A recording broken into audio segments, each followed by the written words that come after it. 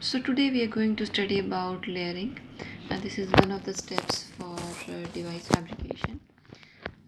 So in layering, it just means that adding a material to the surface, which might be a thin film or even metal contact or oxide and so on.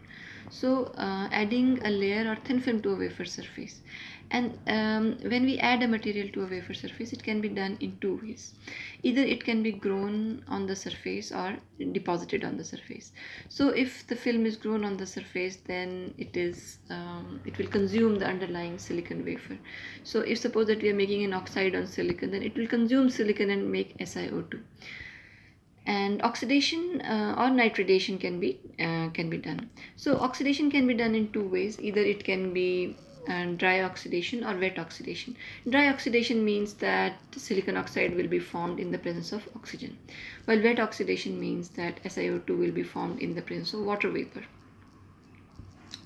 So when SiO2 is formed, then a part of silicon will be consumed and SiO2 will be formed. So let us try to understand how much thickness of silicon will be consumed to form a particular thickness of SiO2. So if X thickness is consumed, then is formed, then 0.44 of X will be used, silicon will be used to form X thickness of SiO2. Now let us try to calculate the exact number. Now let us say that we are talking about oxide formation on silicon. Silicon has a molecular weight of 28.9 gram per mole and a density of 2.33 gram per centimeter cube. Similarly, SiO2 has a molecular weight of this and density of this.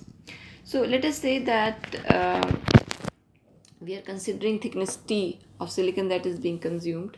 So let's say that this is the silicon, the entire silicon, and thickness T is consumed and X thickness of SiO2 is formed on the silicon.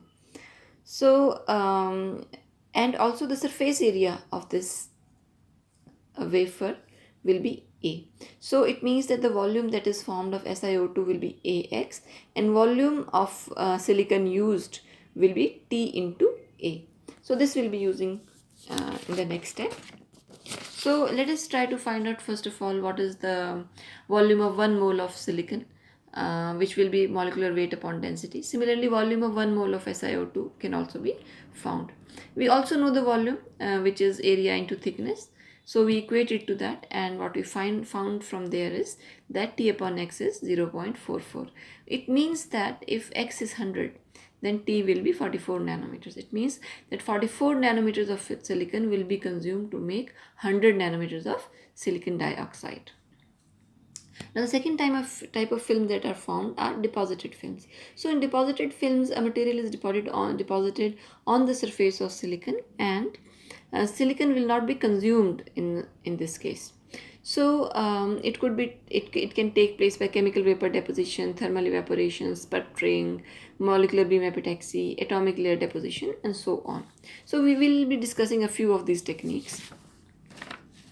So first of all, let's try to discuss about chemical vapor deposition. So in chemical vapor deposition, the precursors, they react on the surface of the substrate, and the film is formed, and two gases, they simultaneously enter the surface. For example, if we are trying to make magnesium diboride, MgB2, then on the surface of magnesium, boron will be flowing through the chamber. And in this case, like we are trying to deposit titanium film. So we are taking titanium tetrachloride, and H2 gas is used, which flows through these channels, and in a furnace, graphite shells are there on which substrate is kept, and they are heated at around 300 to 1200 degrees to facilitate the reaction of the gases on the surface of the substrate.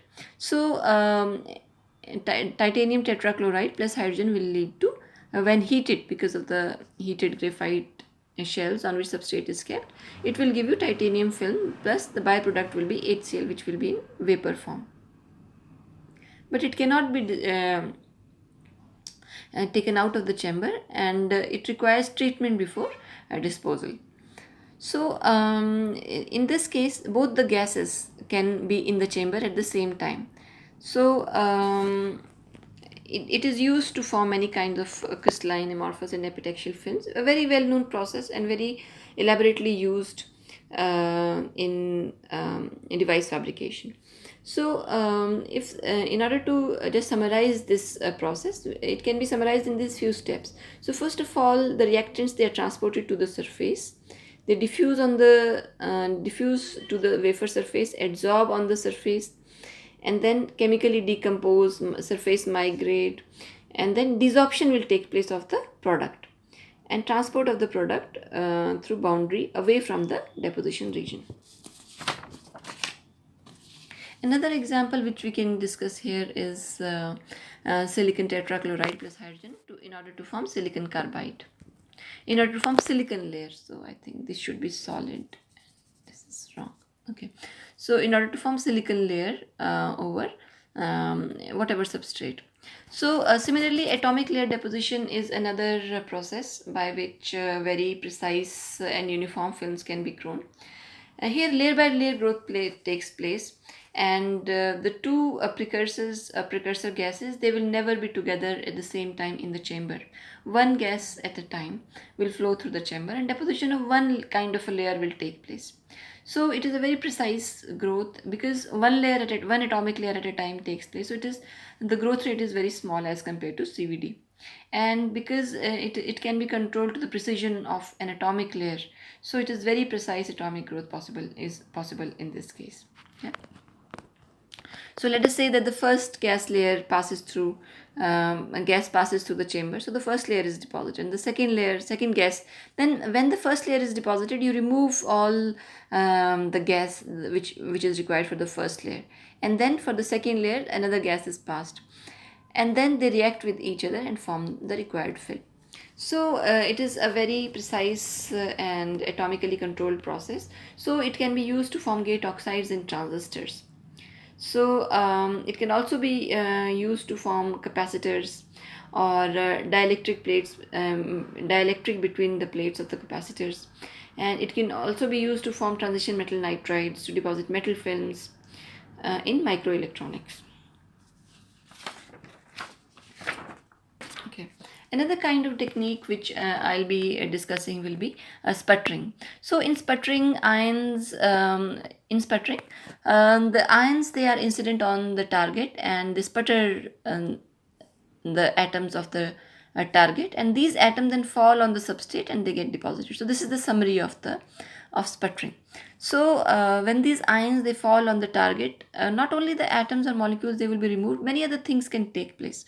So either they can be, so these ions can be implanted on the target, they can get bounced back without making any difference, or they can have a cascade, collision cascades in target atoms, or they can displace some of the atoms, creating vacancies.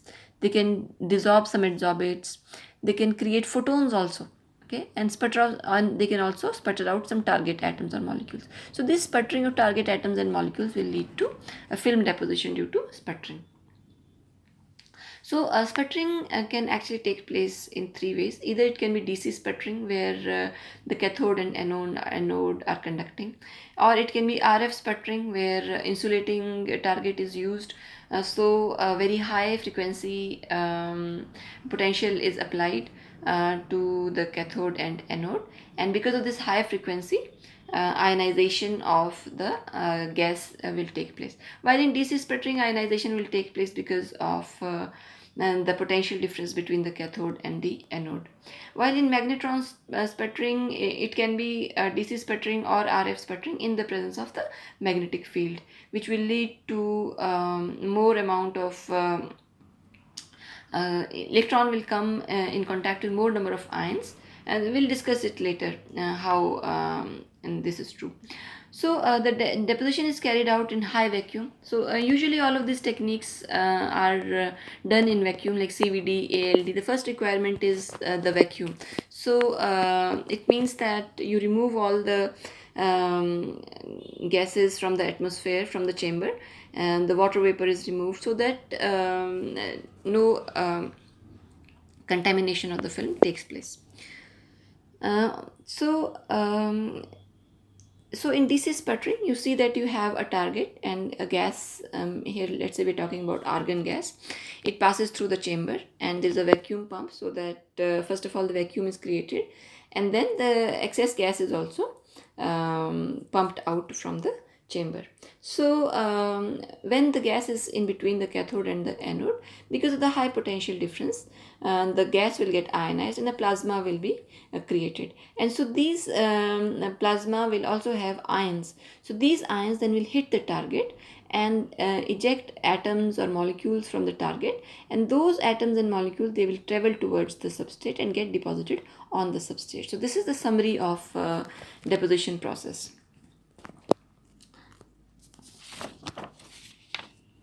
So let's try to understand what we have been talking about. So let us say now this is the argon gas between the negative cathode and the anode. Because of the high negative potential at the cathode, the electrons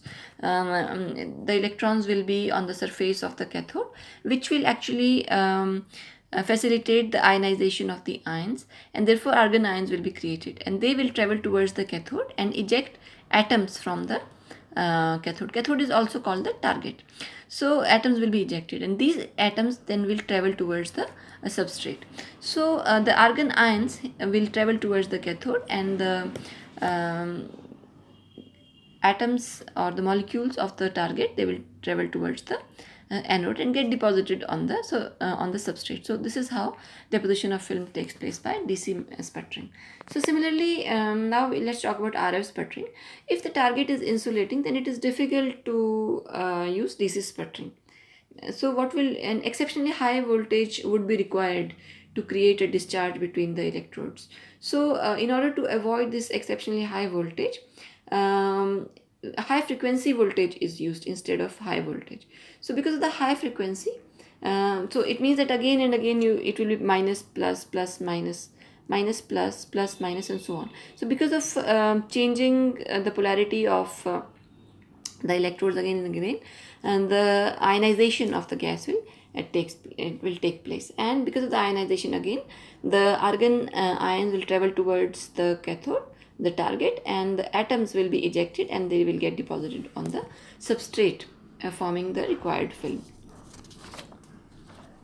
Now what is magnetron sputtering? Magnetron sputtering just means that it is RF plus or DC sputtering, and a magnetic field is applied, is also applied. So because of the magnetic field, a few things will change. Let's discuss what. So if there is no magnetic field, then there is only electric field.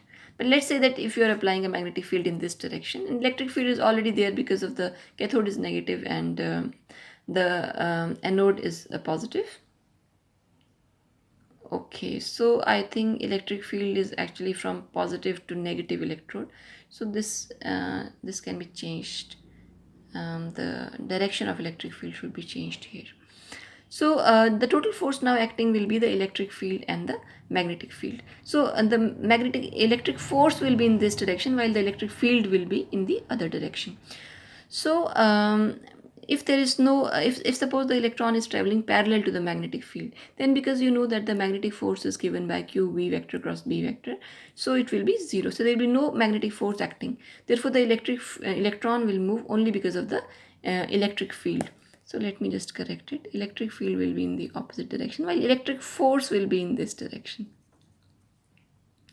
Okay, so the electron will travel in a straight line. While if the electron is ejected at a certain angle and the magnetic field is in this direction, then it will experience the magnetic force, which will be given by qvb sine theta.